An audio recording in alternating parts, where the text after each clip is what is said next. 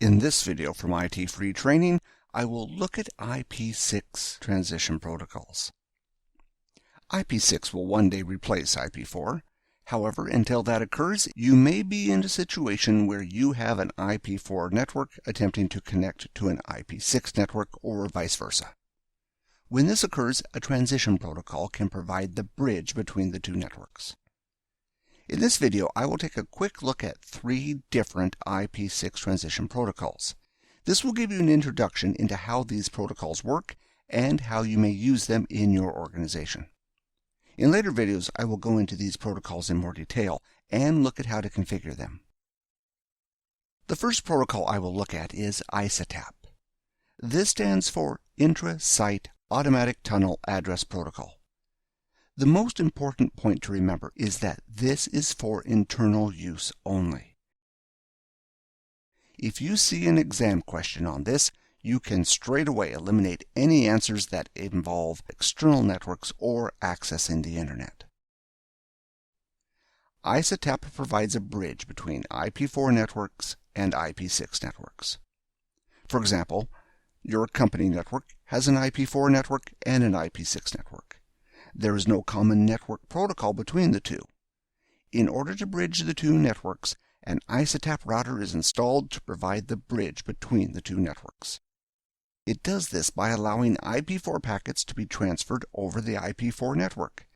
This means it provides a common protocol of IP6 between both networks.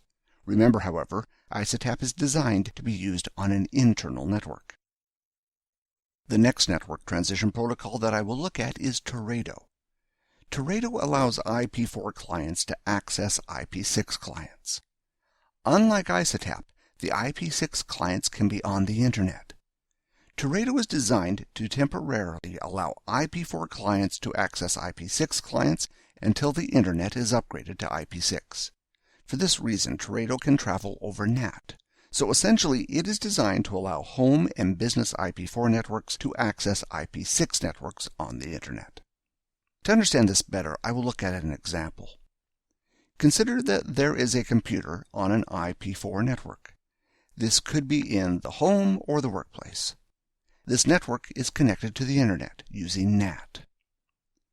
A Teredo protocol will locate a Teredo server on the Internet. This will work as a router between the IP4 network and the IP6 network. The idea behind Teredo is that it is a temporary system to allow a computer to access IP4 networks until the Internet has been upgraded to IP6. Once all or most of the Internet has been upgraded to IP6, it is expected that Teredo servers on the Internet will be shut down, as they will no longer be required. The next transition protocol that I will look at is 6-4. This protocol allows an IP6 network to communicate to other IP6 networks when there is no native IP6 Internet between the networks. This is especially important during the initial deployment of IP6 on the Internet, when only small parts of the Internet support IP6. Your ISP may support IP6, however, there is no physical path across the Internet that supports IP6 to get your data to the destination. Let's consider an example of when you may use 6-4. Consider that your company has an IP6 network. The computers on this network want to communicate with computers on another IP6 network. The problem with this is that in between the networks is an IP4 Internet. So essentially, you need a transition protocol that will route IP6 packets on the IP4 Internet. If the Internet between the two networks becomes IP6 ready, 6-4 will no longer be required. To make this possible, a 6-4 router needs to be placed between each network. The 6-4 router will place the IP6 packet inside an IP4 packet so it may be transferred over the IP4 Internet to the IP6 destination. 6-4 is different from other transition protocols in that it does not require tunnels to be set up. So the question is, how does the protocol know how to route traffic to its destination? All nodes on the IP6 network require an IP6 and IP4 address.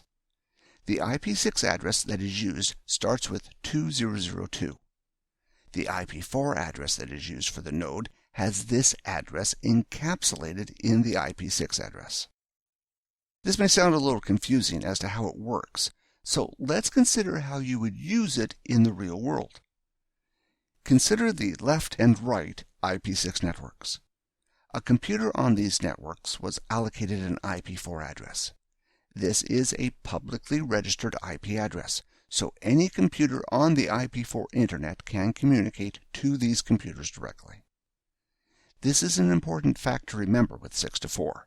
You require a publicly registered IP4 address for it to work.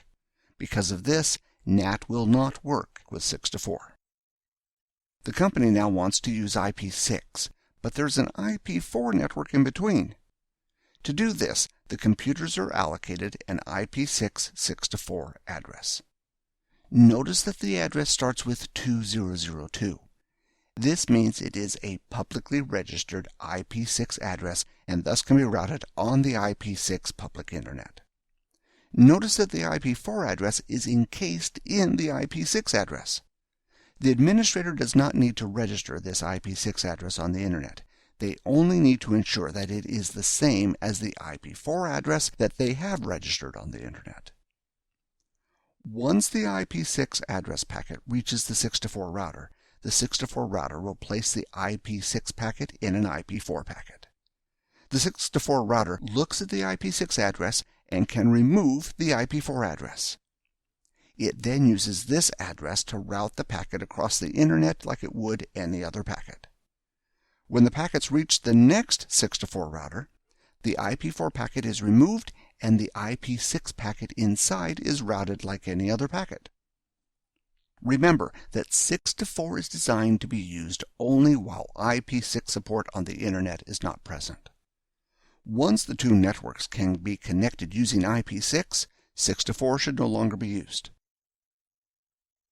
That covers it for the basics of IP6 transition protocols. In later videos, I will look at these protocols in more depth and how to configure them. Until then, thanks for watching.